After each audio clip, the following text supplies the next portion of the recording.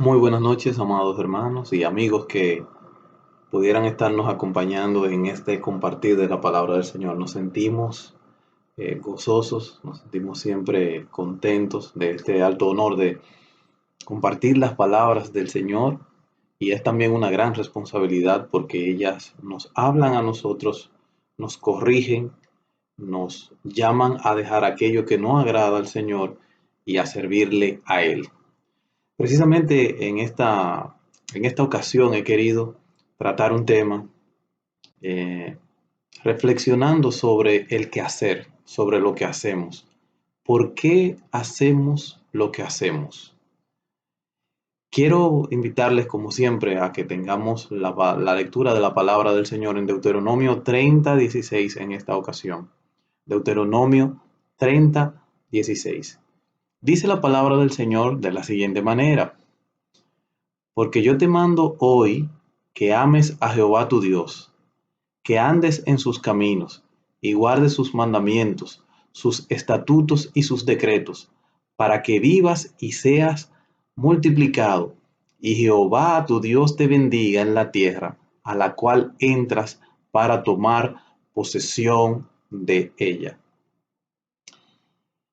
La inmutabilidad de la conducta y la ética que Dios ha puesto al hombre se ha mantenido siempre. Dios es inmutable, y las bases de lo que nosotros hacemos o de nuestra conducta no han cambiado desde que Él creó al hombre. En el libro de Génesis podemos observar que el propósito es la glorificación de Dios en el hombre.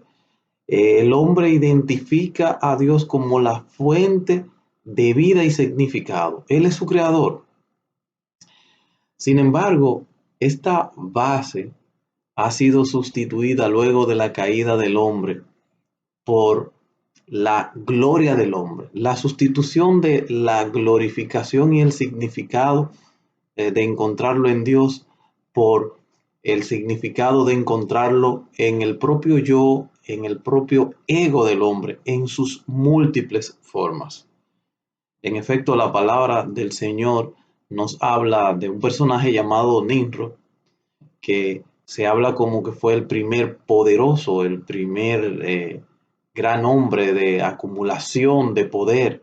Vemos que entonces el propósito del hombre comienza a ser su gloria, la perpetuación de su nombre o de su descendencia o de su gran legado como un imperio.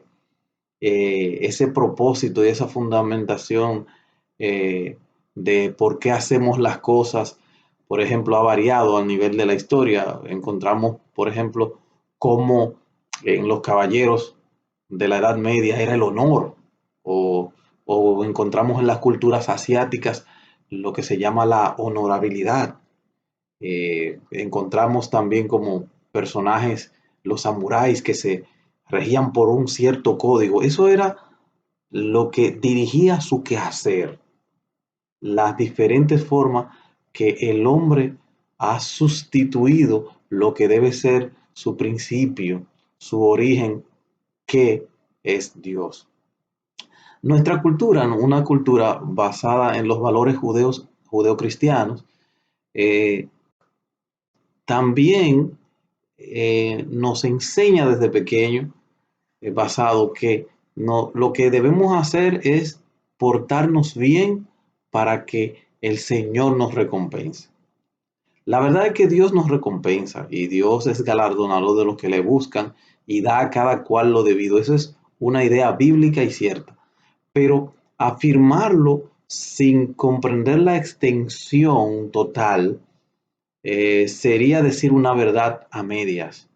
El propósito de Dios no es darnos cosas, como si fuera Santa Claus o algo así.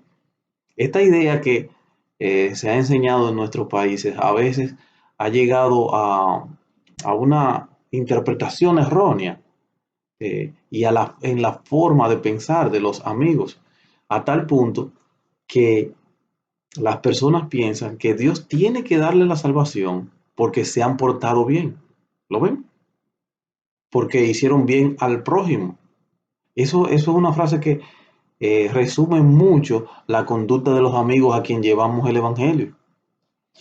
Peor ahora, en esta época donde hay una decadencia moral y hay un resurgimiento de filosofías y viejos pensamientos centrados en el hombre, como hablamos hace unos minutos, que ahora no me importa la eternidad, no me importa lo que piense de Dios, lo que me importa es alcanzar fama, reconocimiento, dinero, exhibición de riquezas, o el fin último para lo que yo hago todas las cosas para ganar cuarto, ganar dinero, como dicen en el argot popular.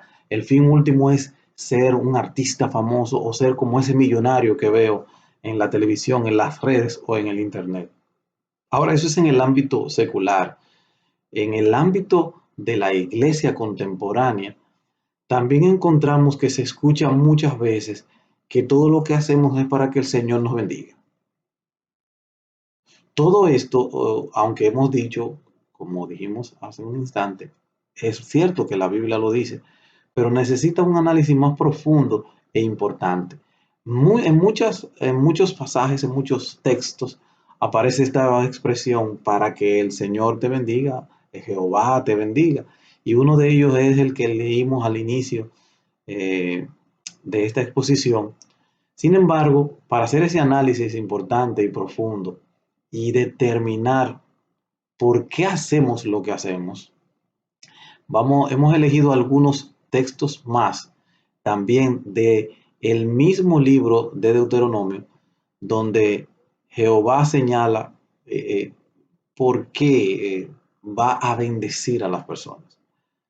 Uno de esos textos que quiero compartirles también es del capítulo 14, versículo 29 de Deuteronomio. Dice la palabra del Señor así: y vendrá el levita que no tiene parte ni heredad contigo, y el extranjero, el huérfano y la viuda que hubiere en tus poblaciones, y comerán y serán saciados. Aquí viene nuestra frase: para que Jehová tu Dios te bendiga en toda obra que tus manos hicieren. Así que en este texto lo primero que vemos es que Dios va a bendecir lo que hacemos, la obra de nuestras manos, cuando demos de nuestras ganancias a los necesitados. Ni el levita, ni el extranjero, ni la viuda tenían fuente de producción de dinero a la manera de los demás ciudadanos. El levita era el que estaba dedicado al trabajo del Señor, y Dios le había dicho que no iba a tener tierras ni herencia, sino que su sustento iba a ser fruto iba a salir del mismo trabajo, de los sacrificios y de la dedicación al Señor. El extranjero entonces también era alguien que venía de otra tierra y tal vez no hubiese hecho las fuentes de producción en esta tierra que ahora había emigrado, y por eso entonces era propenso a la necesidad. Y la viuda era aquella que había perdido a su cónyuge, tal vez la fuente de sustento principal de ella, y también tenían, si no era una familia que la alojaba, tendencia a estar necesitados. Estos tres grupos necesitados. Jehová dice que aquel que comparte, el que da de esta manera con quien lo necesita, no hará cesar esa fuente de regocijo y en hermandad que se difunde en la tierra, en la congregación, si de lo que tus ganancias tú lo compartes, esa alegría que lleva a esos corazones de los necesitados. Dice: Jehová va a bendecir lo que tú haces, porque lo que tú haces está produciendo esta hermandad, este sentimiento de alegría y regocijo. Lo digo porque en el verso 28 del capítulo 14 dice que 3 años ahorraba la persona, 3 años de sus ganancias, para hacer esta especie de banquete y compartir. Y me gocé mucho al leer esto, y pensar y decirles y compartirle a ustedes. Tenemos nosotros algunos pequeños proyectos de compartir con aquellos que lo necesitan. Cada cierto tiempo, cuando hemos visto alguna necesidad, hemos compartido de nuestras ganancias con alguien más, le hemos llevado regocijo, gozo, hemos compartido el sentimiento de hermandad con él. La palabra del Señor dice en Hechos 20:35, y creo que eso se hace verídico, más bienaventurado es dar que recibir. Esa plenitud que se siente al compartir, al llevar esa alegría. Dice aquí, Deuteronomio 14:29, que Jehová va a bendecir la obra que la ha producido. Hay una continuidad con la bendición del Señor en, en esas manos que están haciendo y que están dando para aquel que lo necesita. Ese es el primer texto que quiero compartir con ustedes, pero también hay otro texto que se encuentra en Deuteronomio 24:19, que también va a aparecer la frase mágica que hemos estado mencionando en esta ocasión. Dice, leo Deuteronomio 24:19, cuando ciegues tu mies en tu campo y olvides alguna gavilla en el campo, no volverás para recogerla. Será para el extranjero, para el huérfano y para la viuda. Ahí vuelve la frase, para que te bendiga Jehová tu Dios en toda obra de tus manos. Así que aquí nuevamente vuelve a aparecer la idea de la bendición del Señor y nosotros hemos dicho que aparte de la primera parte que es cuando desde de tus ganancias, ahora aquí aparece cuando desde tus bienes a los necesitados. Sigue la misma idea del primero y me encanta estas adiciones que hace este versículo porque, mire, dice el Señor que el olvido no es causa del azar, del azar. Dios tiene el propósito de que eso que se olvidó en el campo, mire qué interesante, Dios tiene un propósito para eso, es para el necesitado, es para que nuestro corazón, si no es avaro o codicioso, generosamente se desprenda de esos bienes. Se te quedó, se te olvidó, déjalo para el que lo necesita. Dios tiene un propósito reservado para eso. Y yo pensé, ¿cuántas veces se nos habrá perdido algún dinero en la calle y lo volvimos a buscar y ya no está? Posiblemente Dios tenía un propósito que tú no conoces para alguien que necesitaba eso que se te perdió. Si eres una fuente de bendición que comparte no solamente de tu dinero, sino hasta de tus propios bienes, las cosas materiales que tú puedas compartir con otros, eh, si eres esa fuente de bendición y lo encaminas a ver a Dios, serás bendecido. Y digo que si lo encaminamos a ver a Dios, porque no es que des ni compartas para que te vean a ti y que se enfoquen las personas en ti. Eso es un gran peligro. Eso es como tocar trompeta, como decía el Señor en Mateo 6, para ser alabado por los hombres.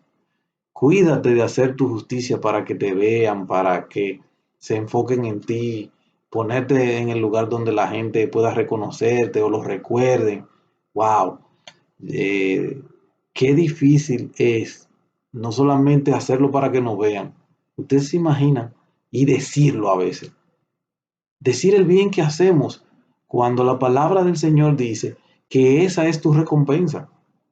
Si lo hiciste para que te alaben los hombres, para que digan qué bueno, qué dadivoso tú eres, no tiene ninguna recompensa ni retribución de parte de Dios. De hecho, el Señor Jesucristo dice en el texto que estamos mencionando de Mateo 6:1, que al elegir esa vía de decirlo, es que eso era lo que tú querías. Entonces, Dios te deja eso como recompensa y no te bendice, porque eso es lo que tú querías, la alabanza o la gloria de los hombres y no la de Dios.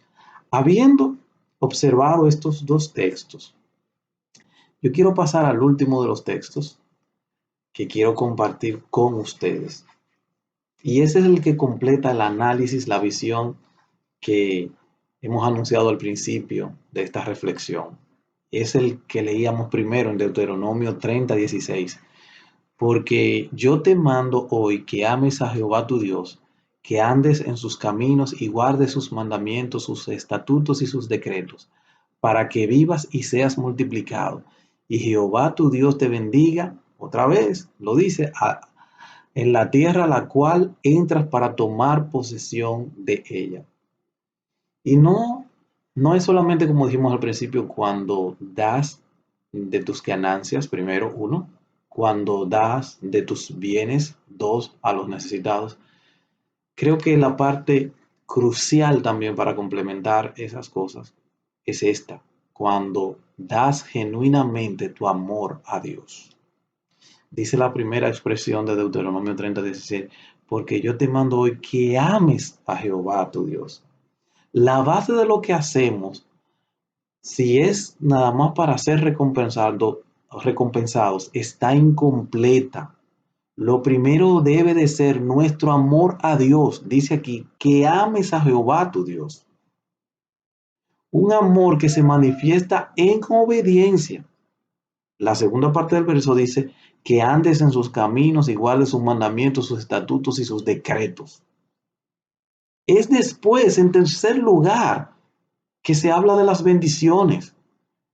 Las bendiciones son una consecuencia de esta búsqueda de amarle y obedecerle a Él. No son la causa de nuestra conducta. ¿Por qué tú haces lo que haces? ¿Para buscar recompensa? ¿Para buscar solamente bendición? Entonces, eso es un negocio, eso es un trueque. Yo me voy a portar bien para que tú me bendigas.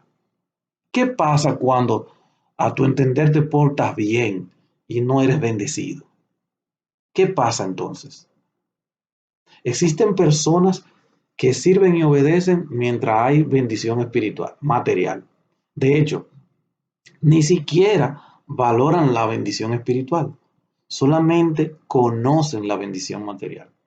No hablan de otra cosa que no sean las bendiciones materiales.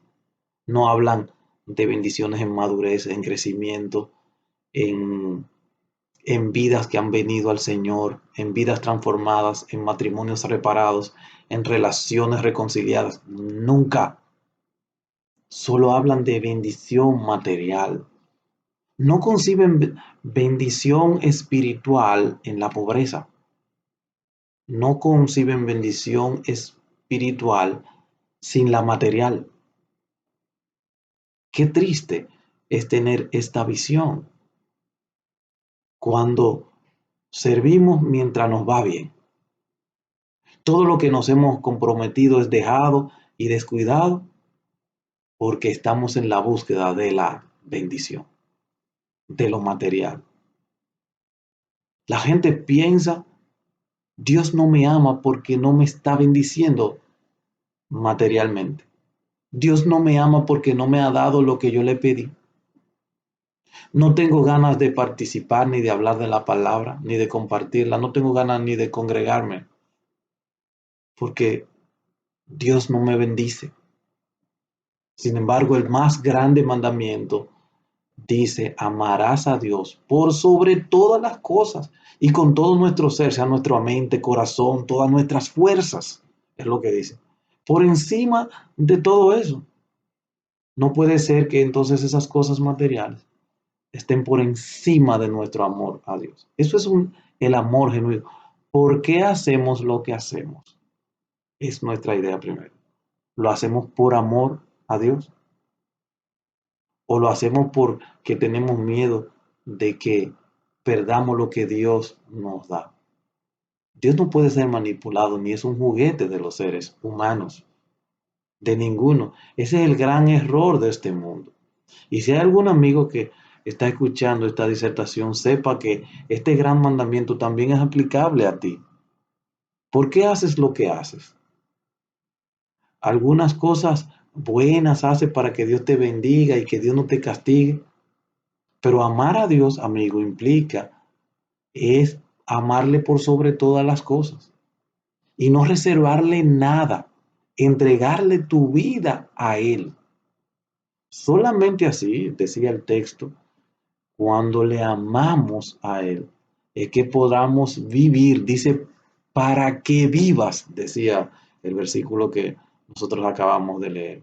Porque ciertamente si no has venido a Jesucristo, querido amigo, estás muerto en tus delitos y pecados. Y no son las obras o lo que hagas que te va a dar vida, sino es amar a Dios y entregarle su vida. Y entonces, con vida, tú vas a tener bendición en su camino. Es al revés. Es como hemos dicho antes. Es una consecuencia.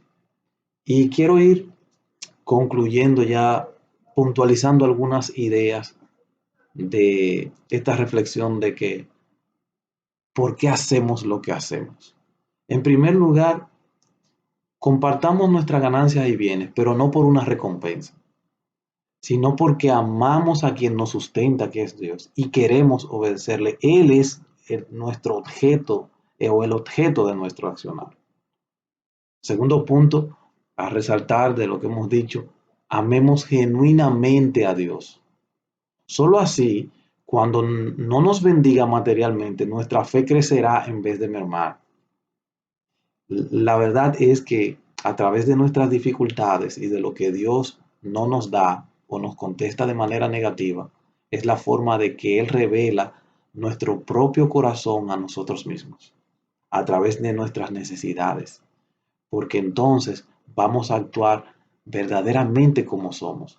Si le servimos por paga, si le servimos por bendición o le servimos por amor. Mostramos lo que somos mediante la obediencia.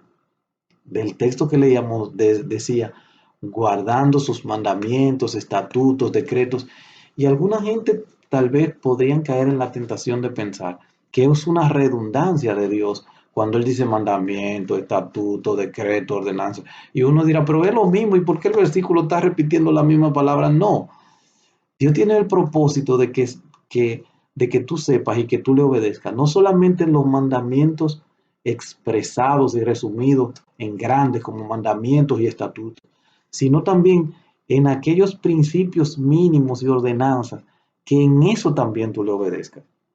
No solamente en lo que están expresos y evidentes, sino en lo que se derivan de los principios que Él ha enseñado en su palabra. Ahí es que se demuestra nuestra obediencia. Ahí tu obediencia, parafraseando una frase popular que nosotros decimos, tu obediencia es lo que hace. Habla tan fuerte que no me deja escuchar lo que tú dices. Si tu vida no obedece a Dios y a su mandato, no puede ser tu vida bendecida, no puede ser tu vida consagrada, no puede ser una vida santa, porque la obediencia se expresa la santidad, expresa tu comunión. No puedes tener comunión y santidad y ser desobediente, y ser rebelde, y no cumplir sus mandatos, y no obedecerle. No es cierto. Por eso mostramos lo que somos mediante la obediencia. Si me amáis, es el amor que estamos hablando, guarda mis mandamientos, dice el Señor. Así que eh, estas grandes conclusiones quiero que queden en tu corazón. Y amigo, recuérdate lo que acabamos de decir. Estás muerto en delitos y pecados. Ven al Señor para que vivas y para que te vaya bien. No trates de buscar a Dios a medida de que para que te vaya bien y pierdas tu alma. Primero ten la vida eterna que va más allá de la muerte, entregando tu vida al Señor. No trates de ganártela por tus propios esfuerzos, porque no podrás. Solamente Cristo lo cumplió para que tú puedas ser salvo. Y hermano, debemos devolver en este mundo alejado de Dios al principio, que nuestra conducta esté guiada por la glorificación a Dios, que lo que hagamos lo identifiquemos como fuente originaria a Dios, su modelo, sus instituciones, su instituto, lo que Él estableció en el principio, Identificar a Dios como la fuente de nuestra vida y lo que le da significado a ella. No ninguna de las otras cosas, ni los placeres de este mundo, ni la filosofía hueca, ni la pseudociencia que quiere penetrar en nuestras iglesias. Volvamos a principio y cuando nos preguntemos por qué hacemos lo que hacemos, quiero hacerlo para gloria de Dios, porque le amo a Él, porque confío en Él, porque Él es la fuente de mi vida y confío en todo lo que Él me ha prescrito, aunque no lo entienda, aunque mi corazón rebelde no lo quiera asimilar, lo someto porque te amo a ti, oh Dios, por sobre todas las cosas. Ojalá que esta sea la motivación, el motor de todo lo que hacemos. Que el Señor nos continúe bendiciendo y nos continúe creciendo en su gracia. Dios le bendiga.